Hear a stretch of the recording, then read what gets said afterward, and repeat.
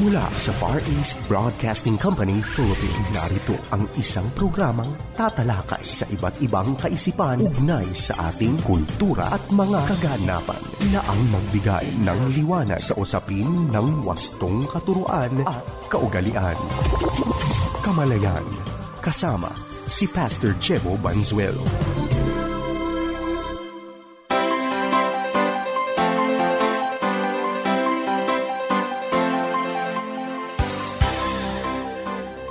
Isang mapagpala at mabiyayang araw mga kapatid. Ito pong inyong lingkod, Pastor Jebo Banzuelo, at kayo po ay nakikinig sa programang Kamalayan.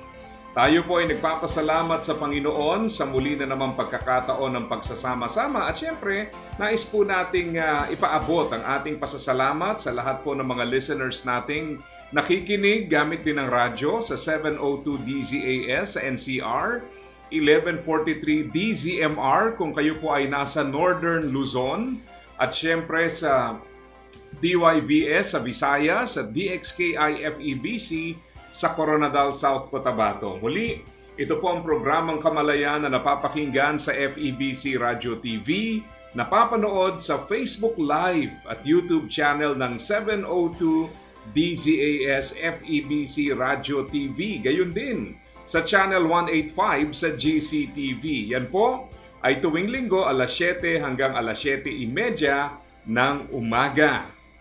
Sa atin hong pag-aaral ay tatalakayin natin sino ba ang tinatawag o maituturing nating isang responsableng mananampalataya. Alam niyo, napakaganda niyan, kasi naalala ko pong sinabi ng isang author, I think si John Maxwell, sabi niya, talent is never enough. Ibig sabihin, kung ikaw po ay isang taong merong talento, pag sinabing talento ay merong kang kahusayan sa isang bagay na marahil po ay hindi taglay ng iba. So, yung mga bagay na mahirap para sa iba ay marahil madali para sa iyo. Kaya lang, sabi niya, kahit ang isang tao na merong talento, kung yung taong iyon ay wala pong sense of responsibility, nagdi-diminish yung kanyang talent. No? So, ibig sabihin, eventually, ay nawawala yung kanyang advantage. Totoo naman yun, di ba? Kasi nga naman kung magre-rely ka lang sa talent, sa ibang aspeto naman ay nagpapabaya ka, hindi ka responsable, wala kang disiplina. So, eventually, you will become ordinary. Not because you do not have talent, but because you do not have responsibility and discipline. So, ganun kahalaga yan. Sa ating pag-aaral ngayon ay pag-uusapan po natin yung kahalagahan nitong pagiging responsable bilang isang mananampalataya.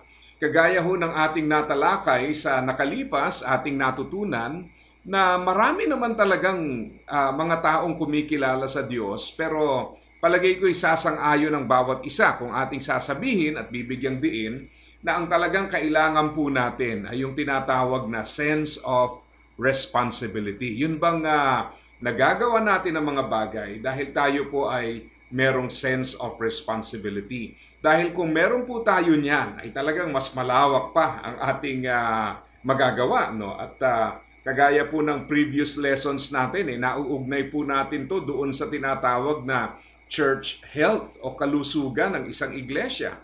Na ang isang iglesia ay maaaring magmistulang ordinaryo kung yung pong iglesyang iyon ay walang kalusugan. Ibig sabihin ay hindi po niya magawa ang dapat gawin. Now let me highlight ito pong pagiging malusog ng iglesia. Dito po sa Ephesians chapter 4 verse 16 ay binigyan tayo ng larawan. Ano ba yung tinatawag na healthy church? Paano ba nating masabing malusog ang isang iglesia? Ito po sinasabi, He makes the whole body fit together perfectly. Now take note, yung kasunod. As each part does its own special work, it helps the other parts grow so that the whole body is healthy and growing and full of love. Now, kapansin-pansin sa talata, mga kapatid, ng ilang bagay. Una, yung pong individual to communal. Ibig sabihin nito, mula sa isang bahagi as each part, habang gumaganap ng maayos ang bawat bahagi.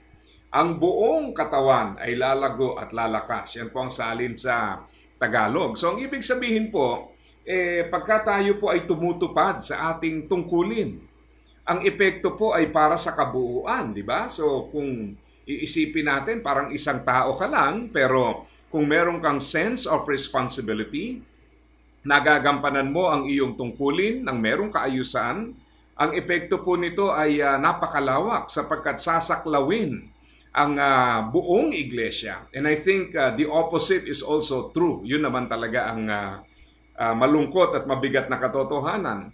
Yung irresponsable na mananampalataya, no? Yung irresponsibility ng isang believer will affect the church bilang isang kabuuan. Kung paanong yung pagiging responsable ng isa ay aapekto sa kabuuan, yung pagiging irresponsable ng isa ay aapekto din naman sa kabuuan. Kaya kung papansinin natin, mahalaga yung correlation na yan na binabanggit dito para magkaroon tayo ng idea paano ba magiging healthy ang isang iglesia. Hindi ba kagaya ng physical na katawan? Naalala ko noon nagkaroon po ako ng ingrown sa aking paa. No? Isang daliri lang ho ang apektado kung tutuusin. Kaya lang talaga namang sa sakit, hindi ho ako makalakad, napakahirap. Kaya kung iisipin mo, parang iisang daliri lang naman yung talagang apektado, pero the whole body is affected. No? Yung dapat kong gawin, hindi ko magawa. At yung simple na very doable ay nagiging napakahirap. Yung paglalakad na normally hindi mo na iniisip, pagka meron kang iniinda, talagang pati yung doable becomes complicated. At yan po ang hamon, yan ang challenge para sa atin. Pangalawa, na mapapansin natin sa Ephesians 4:16, ang katotohanan po na dinisenyo tayo ng Panginoon na merong special work. Kaya sabi niya, as each part does its own special work. Ano ba yung special work? Well, kagaya po ng sinabi ng author na si Rick Warren, kasi pinalawig niya ito Gustong-gusto ko yung kanyang atake sa topic na ito. Ginamit po niya yung salitang shape. Ginawa niyang acronym, SHAPE, shape. At sangayon sa kanya, yung shape ay S is for spiritual gifts. Ang bawat isang mananampalataya, sangayon po sa 1 Corinthians 12:7, binigyan po tayo ng kaloob na espiritual. At yung kaloob na espiritual, yan po ay iba-iba. Kasi nga, isang buong katawan, bawat bahagi may kaloob na espiritual, pero sinadya at dinisenyo pong magkakaiba yung kaloob. Bakit? Sapagkat dinisenyo tayong punuan ang pangangailangan naman ng iba. Dinisenyo tayong may pangangailangan para punuan ng iba, at dinisenyo rin naman ng iba na may pangangailangan para punuan naman natin ang ating kaloob. Ang napakaganda ron, mga kapatid, ay ang katotohanan na habang ginagamit natin yung ating kaloob, napapagpala yung iba. So yung spiritual gifts, unique po yan Maaaring may kaparehas ka ng spiritual gift, pero hindi lahat pwede pare-parehas. Kasi nga bumubuo ng iisang katawan. So that's number one, yung S, spiritual gifts. Pangalawa, yung H. Yan naman po may kinalaman sa heart. Yung burden na tinatawag. Bawat isa rin sa atin, merong unique burden. I have encountered people, iba-ibang klase po ang kanilang burden. For example, isang dati namin kasama sa seminaryo na siya po ay dating pag-alagala sa lansangan. Siya po ay kasama dun sa mga bata na pag-alagala kung saan natutulog. Alam niyo nung nakagraduate siya, yung kanyang skill sets ay ginamit niya to minister sa mga bata na nasa lansangan din. So ibig sabihin, yung burden po niya para sa mga bata ay nagbigay sa kanya ng unique position para po mag-reach out sa ganoon. And some people would have the heart for, halimbawa, hospital ministry, jail ministry. Sometimes nandun din po yung heart para sa mga single parents or for children, for fathers. Di ba? Maraming klase po yan. At ang bawat isa ay unique on its own. Pero bakit tayo nagkakaroon ng iba't ibang mga ikangay tinitibok ng ating puso pagdating sa ministry? Ang reality po ay ito, sapagkat binibigyan tayo ng Panginoon ng naiibang burden for ministry. So if you have the gift of teaching, it is possible that still, pagtabi-tabihin kayo na may mga gift of teaching, meron pa rin kayong uniqueness sa isa't isa. At yung uniqueness na yon ay sa kadahilanan na bagamat pare-pareho kayo may gift sa teaching, pero iba-iba kayo ng heart for the ministry. So yung pangalawa po ay heart. And then yung letter A is abilities. Na merong nagtanong minsan, ano ba daw ang kaibahan ng abilities sa tinatawag na spiritual gifts? Well, basically ganito po yan. Yung ating abilities or natural abilities and talents, yan po ay taglay natin even before tayo naging mananampalataya. So ibig sabihin mga kapatid, hindi ka pa nakakakilala sa Panginoon, meron ka ng natural talents and abilities. At ito po ay naiiba sa spiritual gift dahil yung spiritual gift binigay naman para po sa mga mananampalataya. You receive that the moment you receive Jesus Christ as Lord and Savior, at yan po ay God-given for the purpose of doing ministry. So, ibig sabihin, parehas yan, in a way, mga capacity yan, kakayahan natin, pero magkaiba ho ng panahon na ating natanggap at magkaiba din ang layunin. Bagamat yung ating natural talents and abilities should also be used for God's kingdom. Kaya yan yung kakaiba, no? Meron pa nga nag-aral niyan, sabi niya, no? Kung bibilangin mo daw yung ating mga abilities, sobrang dami. Minsan, hindi natin napapansin na ability na pala yung naiiba pala yun. Bakit? Kasi paminsan ho, you do something so easily na hindi mo napapansin that it's really so special. Totoo yan. May mga taong napakahusay. Minsan nga, inaaral ng iba para matutunan, tapos mahabang panahong aaralin. Tapos sa iba, sandali lang o kaya hindi na nga inaral, meron na silang taglay na kakayahan. Pero alam niyo po, ang interesting ito. Dahil nga para sa iyo, yung kakayahang iyon is so normal, it is so usual, kasi ginagamit mo ng madalas, minsan hindi mo nare-realize na naiiba pala yung iyong abilities. You overlook yung iyong mga abilities. Kaya maganda rin po ito para ma-realize natin na part yan ng uniqueness natin in serving in the ministry. And then P, S-H-A-P, P is for personality. Nako, yung pong aklat ni Florence Litoyer, Personality Plus. If you have time, hanapin nyo po yan, basahin nyo po. Alam nyo, isa sa mga malaking bagay, no, sa pag-unawa sa dynamics ng human relationship, sa pag-unawa sa inyong personal na buhay, ay ito pong aklat na ito. Marami actually mga aklat tungkol dyan, pero isa yan sa maganda at simple. At alam nyo, ang napakaganda po sa pag-aaral tungkol sa personality, ang pinapakita ron na tayo po ay pinanganak na meron ng particular personality type. At yan po ay hindi na dapat baguhin. Hindi mo mababago yan. No? It comes naturally to you.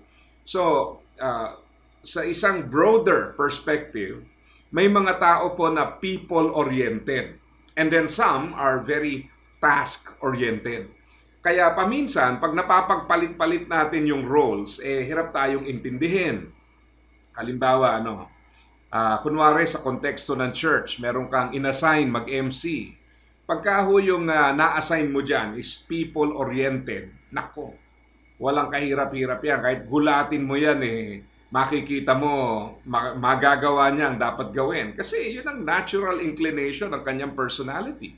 Pag nailagay mo dyan yung taong hindi people-oriented o kaya siya ay task-oriented, nako, struggle yan. No? Pansin mo, kahit mahabang panahon ng preparasyon, struggle pa rin niya. Bakit? Ang problema niya is, hindi po yun ang natural bent ng kanyang personality. So for some people, being in front of other people comes naturally. Walang masyadong stress. Kung meron man, ay hindi ganun kabigat. But for other people, it's really very challenging. Kasi nga, hindi po yun yung kanilang tinatawag nating personality type. Kaya even sa personality, nako, marami pa ho yan. Ang lawak-lawak na topic niyan. Napakagandang pag-aralan yan. Kasi paminsan, pinipilit natin, lalo na kung magulang kayo, pinipilit nyo yung isang anak nyo na maging katulad ng isa. Pagka yung isa ay people-oriented, yung isa task-oriented, mabibigo lang ho kayo. O baka mamaya lumabas, may paborito kayo kasi magkaiba talaga sila. At minsan magtataka kayo, pare-parehas naman sa inyo nang galing, pero bakit iba-iba yung kanilang personality type? That's because we are created unique. Isa lang yan sa mga uniqueness natin. Pag inaral nyo pa yan, makikita nyo yung aking sinabi na people-oriented, task-oriented. Isa lang po yan sa maraming mga factors to consider. Pero the more I study that and the more I read about it, the more I realize na grabe yung wisdom ng Panginoon, Talagang nakakamangha yung kanyang paglikha, yung kanyang pagkakagawa sa atin, talagang mapapahanga ka kasi very unique po tayo. So spiritual gifts, heart, abilities, P, personality, and then E has to do with experience. Yung ating mga pinagdaanan sa buhay, yan po ay contributing factor sa kung sino tayo. Of course, may mga experiences na pleasant, some are not. But all experiences are learning experiences. Meron tayong makukuha dyan na pwede nating magamit sa ating paglilingkod. Ang malaking hamon, mga kapatid, is to be able to understand God's purpose for allowing certain experiences in our lives.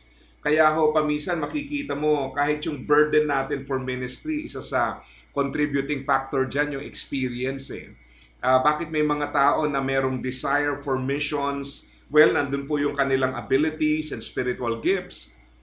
Maybe they have the personality for that as well. Pero isa po, probably yung pagpapalaki sa kanila. Meron po akong mga nakita na very ideal sa larangan po ng pagmimisyon. Bakit? Kasi talagang makikita mo na sa personality, sa kanilang how they interact with people, yung gaang ng kanilang pagkilos pagdating sa mga trabaho dahil po sa kanilang mga karanasan. Nahubog sila Kaya yan po ay ilan lamang sa mga nagpapakita nitong sinasabi rito as each part does its own special work. Sana po ramdam nyo na talaga, At hindi lang ramdam at naunawaan nyo that you are really very special, designed uniquely by God, referred to in Ephesians chapter 2 verse 10 as God's masterpiece. Sa Book of Psalms pa nga, I am fearfully and wonderfully made. So, ganun po tayo ka-espesyal sa harapan ng Panginoon. At nawa po'y maintindihan natin na meron kang natatanging responsibility. Ngayon, ito po ang nakakalungkot.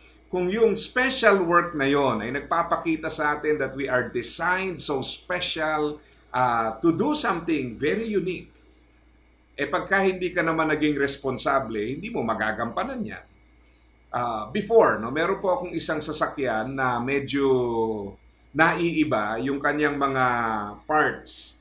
Ngayon, kaya po siya naiiba kasi kailangan ng specialized tools para ayusin. So there was a time, nasira po yan, dinala ko sa isang kaibigang mekaniko.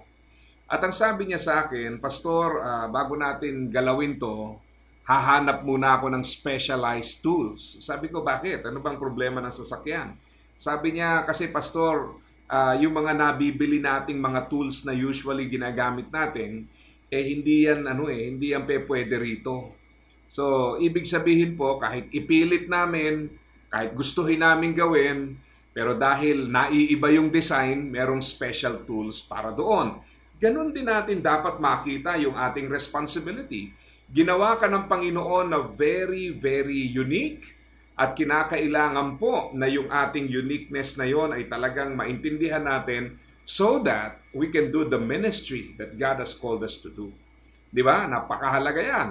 Kaya kinakailangan maunawaan natin yung unique design ng Panginoon. At sabi diyan, when you do your special work, you help the other parts grow. So mula sa individual to communal, yung kalagayan ng isang mananampalataya will have an effect on the overall health of the church. Meron tayong special work. Ang sarap isipin na special tayo, created uniquely by God. Pero kailangan din nating tandaan, kailangan maging responsable tayo dahil yung uniqueness na yon nangangahulugan talagang meron kang dapat kalagyan na ginagampanan mo yung tungkulin, di ba? At ang napakaganda, pagka maayos na gumaganap ang bawat bahagi, ang buong katawan ay lalago at lalakas. So, sa ating pagtatalakay, pinag-uusapan natin yung responsible Christian at mahalagang balikan yung katotohanan na yung pagiging responsible ay nagmumula po sa ating relationship sa Panginoon. When you acknowledge Jesus as Lord and Savior of your life, napaka-importanting itanim sa ating isipan. Hindi pwede na sasabihin mong siya ay Panginoon ng iyong buhay, tapos irresponsable ka. Ang sabi pa ng isang author, yung pong paglilingkod should be a balance between duty and delight.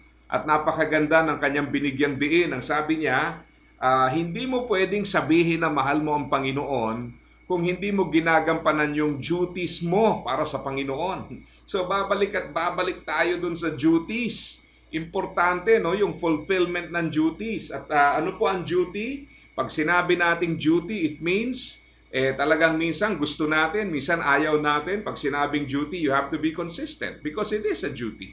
Di ba? May mga times talaga na madaling gawin, gusto nating gawin. Parang sinabi ni Pablo kay Timoteo, sabi niya, preach the word in season and out of season. Ang sabi po ng mga Bible commentaries dyan, whether you feel like it or not, you do it because that is your duty. That is your responsibility. Abay, totoo naman, hindi naman tayo pwedeng kumilos lang base sa ating emosyon. Ano? Yung bang gagawin mo lang pag feel mo, pag hindi mo feel, ayaw mo. Ay, hindi po. Kinakailangan merong sense of responsibility. So, ang starting point is Romans 12:1, offer your bodies as a living sacrifice, holy and pleasing to the Lord. This is your spiritual act of worship. So sa ibang salin, sinabi po roon, this is true and acceptable worship or the kind of worship that He will find acceptable. So kailangan isipin natin, Lord, ano ho ba ang inyong nais na gawin ko at sa paanong paraan na gagawin ko ito so that it will be acceptable to the Lord. Napakaganda at napakalaking hamon, mga kapatid. So, pagka hindi mo inoffer yung sarili mo sa Panginoon as a living sacrifice, mapapansin mo lahat ng ibang mga responsibilities mo magkakaproblema. Responsibilities in the church with fellow Christians, responsibilities with people that we reach out to, everything else will be affected. Bakit? Kasi yung iyong primary responsibility hindi mo nagagampanan. Kaya mahalaga po na ating magampanan yung primary responsibility, which is our responsibility before God. At pagka yan po ay settled at maayos, then all other responsibilities ay susunod na rin po. Kaya mahalaga yung intimacy sa ating Panginoon. Kaya mga kapatid, sana po itong ating pagtatalakay sa pagkakataong ito ay naging pagliliwanag para sa atin. At the same time ay hamon para hindi lamang tayo maglingkod, kundi gawin po natin sa paraan at sa antas na makapagbibigay lugod sa ating Diyos. At muli, ito po ang inyong lingkod, Pastor Jebo Banzuelo.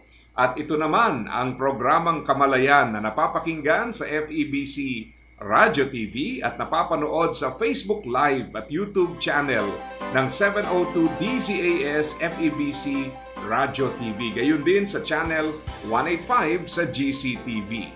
Ito po ang inyong lingkod, Pastor Jebo Banzuelo, pansamantalang nagpapaalam at nagpapaalala sa bawat isa na ang buhay na ginagamit ng husto at wasto ay walang pagsisisi pagdating sa dulo. God bless po sa inyong lahat.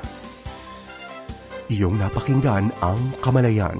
Para sa iyong mga tanong, komento at suhestyon, mangyaring bumisita sa ating Facebook fanpage, Kamalayan FEBC, o mag-email sa kamalayan@dzas.febc.ph.